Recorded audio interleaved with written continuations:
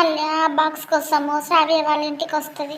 వచ్చి గబగబా బాక్స్ తీసుకొని వెళ్దామనే మూమెంట్లో యామిని ఉన్న శ్రావ్య నందు ఎదురొస్తారు.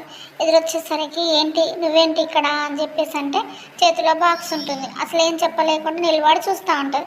ఆ బాక్స్ని చూసి వీళ్ళు అనుకుంటారు కదా శ్రావ్య కోసమే ఏదో గిఫ్ట్ తెచ్చిందా అన్న ఉద్దేశంతో యామిని అంటారు కదా శ్రావ్యతోటి, శ్రావ్య మీ వదిన కాని వదిన నీ కోసం వేల కాని వేలలో గిఫ్ట్ తీసుకొచ్చిందంట, వెళ్ళి తీసుకో అని చెప్పేసి అంటుంది శ్రావ్యతో.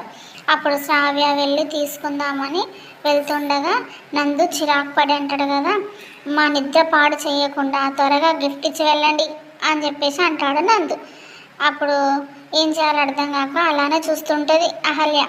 తర్వాత గిఫ్ట్ తీసుకుందామని శ్రావ్య అహల్య దగ్గరికి వెళ్తుండగా అసలు ఇవ్వనా వద్దా అని చెప్పేసి ఆలోచనలో పడి శ్రావ్య వచ్చిన తర్వాత ఇంకేం చేయాలో అర్థం కాక అహల్య గిఫ్ట్ ఇచ్చి అంటది కదా హ్యాపీ మ్యారీడ్ లైఫ్ వెళ్ళొస్తాను అని చెప్పేసి వెళ్తూ ఉండగా యామిని ఉండి అంటది కదా ఆగు, నువ్వు గిఫ్ట్ ఇచ్చావా ఇంకేమి ఇచ్చావో మాకు తెలియాలిగా, శ్రావ్య వెళ్ళి ఆ బాక్స్ ఓపెన్ చేయి అని చెప్పేసి అంటది వాళ్ళ శ్రావ్యతో.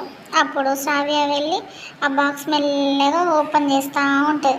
అహల్య భయం వేస్తూ ఉంటుంది. ఆ బాక్స్లో ఏముంది అసలు ఏం చేయాలో అర్థం కాకుండా అలానే షాక్గా చూస్తుంది.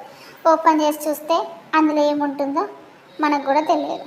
కాకపోతే ఆ బాక్స్ ఓపెన్ చేసిన తర్వాత అందులోకి ఆ అపరిచితుడికి సంబంధించిన వస్తువులు ఉంటాయా, లేకపోతే వాళ్ళ భర్త ఉన్నాడు కదా అహల్య వాళ్ళ భర్త ఆయనకు సంబంధించిన వస్తువులు ఉంటాయా, లేదంటే అపరిచితుడే ఈమెను బ్లాక్మెయిల్ చేయడానికి, ఎందుకంటే శ్రావ్య వాళ్ళ ఫంక్షన్కి వచ్చినాయి కదా గిఫ్ట్స్ వాళ్ళకి సంబంధించింది ఉంటుంది. అసలు ఏముంటాయి అందులో అనేది రేపటి ఎపిసోడ్లో చూద్దాం. ప్లీజ్ సబ్స్క్రైబ్ మై ఛానల్ అండి. బాయ్.